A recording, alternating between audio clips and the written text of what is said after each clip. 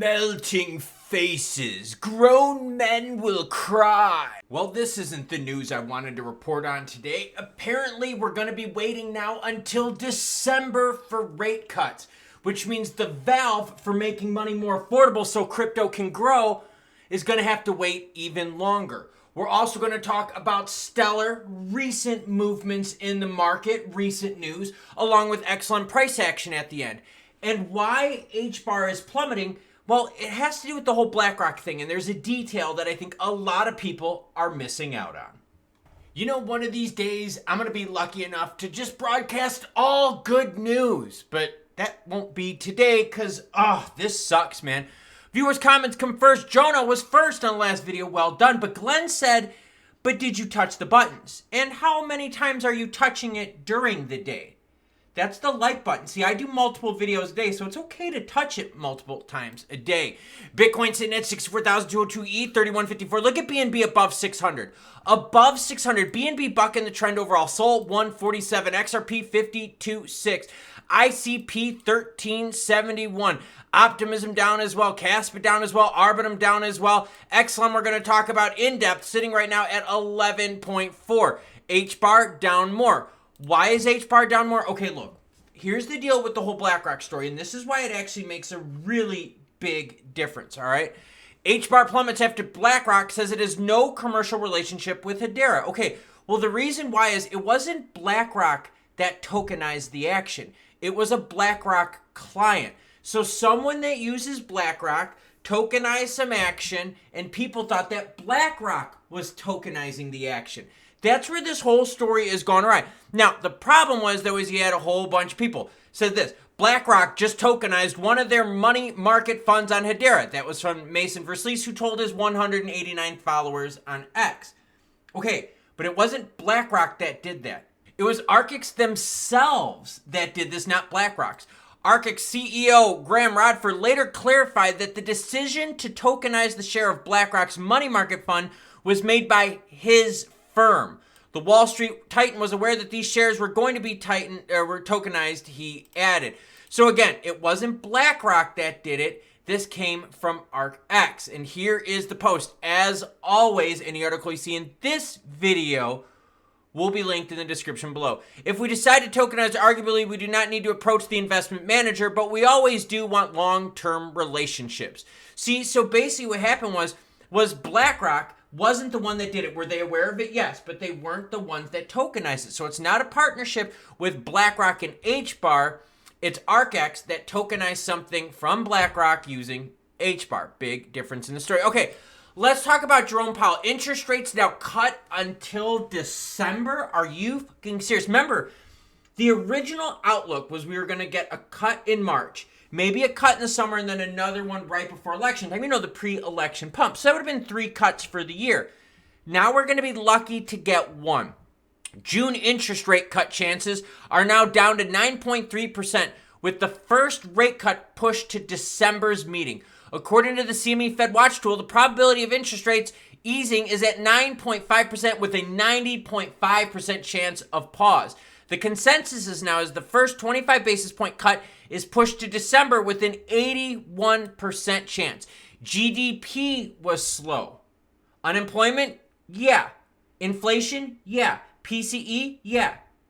What about PPI? Yeah. They were all not good. So that adds to some more pressure on Jerome Powell and the Fed. Now, you can check out the data yourself, and this is what they're talking about here, and this is linked in the description below, okay? So here's the May contract right here. You can see 93% chance of a cut. You go to June contract, and it doesn't get much better. 90% chance, of a pause. Go to July's, 68% chance. You go all the way to December where you could see, all right, look, you got a lot more hope that we're going to have at least 1 rate cut. So the problem we have with this is that money, especially development money, comes from venture capital firms. These venture capital firms, interest and loans. So if rates are high, their money is high. Venture capital is pulled out of crypto quite heavily. They used to be investing about $6 to $7 billion a month, and now they're nowhere even near that. Now, these last 2 quarters, we've seen some better money flowing from venture capitalists, but it's still nothing that, would excite anyone. So, more pausing for more time. Pre-election pump? I don't know, girlfriend. It's not looking good. Let's check in with Stellar. Okay. A lot of posts on Twitter about shit and a lot of price action that equals nothing. So you have to ask yourself, do investors care about tokenization, real world assets? Do investors care about any of this blockchain meeting the real world stuff? The price would tell you no. Now, is development good? Yes. Using products, developing products, that's a great thing. Does it translate into price? No. In fact, if I zoom out for 2 years, the price of XLM is well below where it was 2 years ago. So 2 years of development, 2 years of growth, 2 years of Denell Dixon hanging out, Paris Blockchain Week, and all that kind of fun stuff. Sorry about the sound on that. Equals what, everyone? Yeah, that's what it equals. See, when money is cheaper overall and rates are lower, well, more action can flow into crypto. You can take more risks if money is cheaper. If you're getting money at anywhere from 0 to 50 basis points, that is very cheap money. You could be very risky with that. You could put it on the old roulette wheel if you want, put it all on black, a little Wesley Snipes Passenger 57 action, spin that bitch around. Your risk is minimal because the interest isn't killing you. Now, when you've got interest rates way higher and when the basis rate is 5.25 to 5.50, that means these companies for development are paying a ton of interest. So if you're paying a ton of interest, you're not going to take as risky of bets. So now with Jerome Powell and the Fed getting more economic data saying, hey, we're going to be pausing now for a lot longer, you're going to have rates higher, which means venture capitalists are not going to be getting into the broad range of crypto as big as they used to be. Will there be some winners? Yes, of course. But will the entire market float up like what we saw in the previous bull run, 2020, 2021, and 2022? No. Money is just too expensive for that to happen.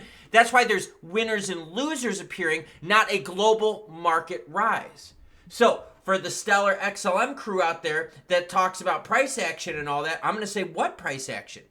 Because for 2 years, we've had all this development, all this tokenization, and that's cool. That's cool. But where are your winnings?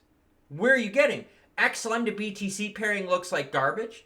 No one really cares investment-wise about all the dev news that's going on with XLM. Otherwise, the price would look better. I mean, think about it.